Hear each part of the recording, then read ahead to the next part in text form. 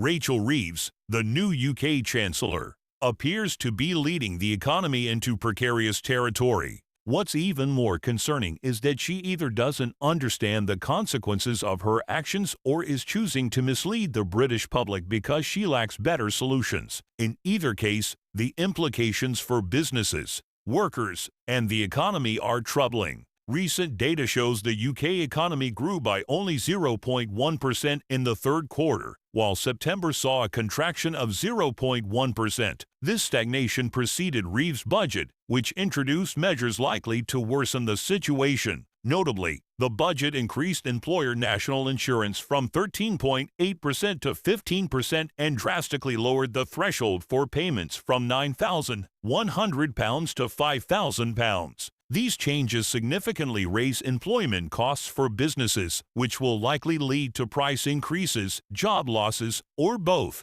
The challenge is that policymakers, including Reeves, often lack experience in how businesses operate. Companies calculate employment costs by summing wages, taxes, and other expenses such as pension contributions. Any tax increase directly raises the cost of employing people. With average salaries already growing by 4.8%, businesses are struggling to keep up. The added £1,000 per employee due to the national insurance hike only intensifies the strain. For example, the median UK salary, now approximately £38,300, previously attracted about £4,000 in national insurance. Following the changes, this rises to £5,000. That's an additional £1,000 employers must find on top of wage growth and other inflationary pressures. Businesses operating on tight margins such as supermarkets and hospitality chains simply cannot absorb these increases without passing them on to customers or cutting jobs.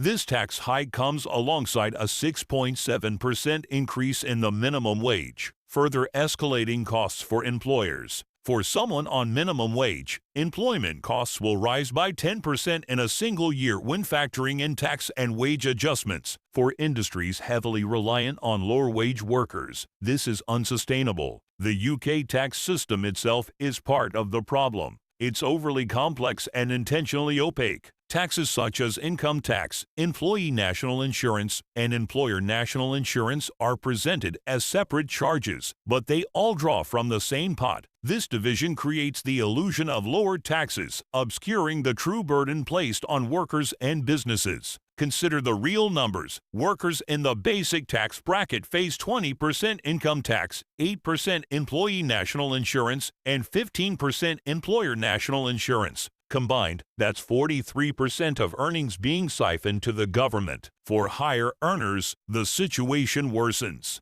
Those earning over £100,000 lose their personal allowance, effectively paying 60% income tax on certain portions of their earnings, plus 2% employee national insurance and 15% employer national insurance. This results in an effective marginal tax rate of 77% for earnings between £100,000 and £125,000. University graduates face additional burdens. Student loans, which function like a tax, add 9% to the effective tax rate for graduates earning above the repayment threshold. For young professionals in their first jobs, this means a marginal tax rate exceeding 50% on relatively modest salaries. Despite these high tax rates, the government still runs a deficit. This points to systemic inefficiencies and waste in public spending. Instead of addressing these issues, the government imposes higher taxes while failing to deliver tangible improvements in public services. One example is council tax, which is set to rise by an average of 5% next year. This increase is necessary to cover the higher wages and national insurance contributions councils must pay their employees' costs driven directly by the Chancellor's policies. Essentially,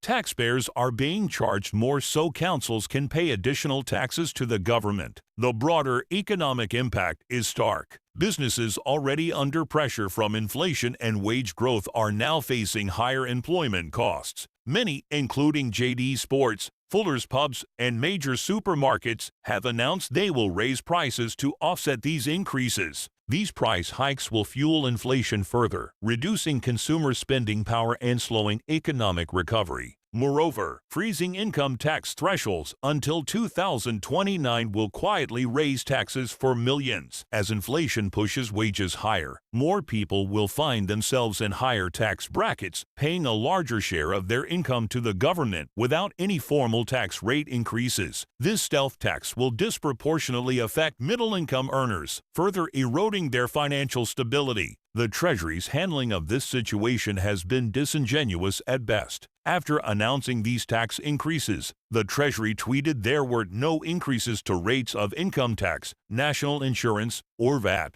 This claim was quickly debunked, forcing the tweet's deletion. Such blatant gaslighting only deepens public distrust in the government. The cumulative effect of these policies is a vicious cycle of higher costs, reduced business investment, and economic stagnation. Services inflation remains stubbornly high at 5.6%, driven largely by rising wages and taxes. Reeve's budget does little to address these underlying issues and, in many ways, exacerbates them. To move forward, the government must reassess its priorities. Instead of relying on ever-increasing taxes, it should focus on cutting waste, improving efficiency, and creating a business-friendly environment that encourages growth. Without these changes, the UK risks falling deeper into economic stagnation, with businesses, workers, and taxpayers bearing the brunt of poor fiscal management. The current approach, marked by short-term fixes and misleading narratives, is unsustainable. The UK economy needs genuine reform, not more burdens on those who drive it forward.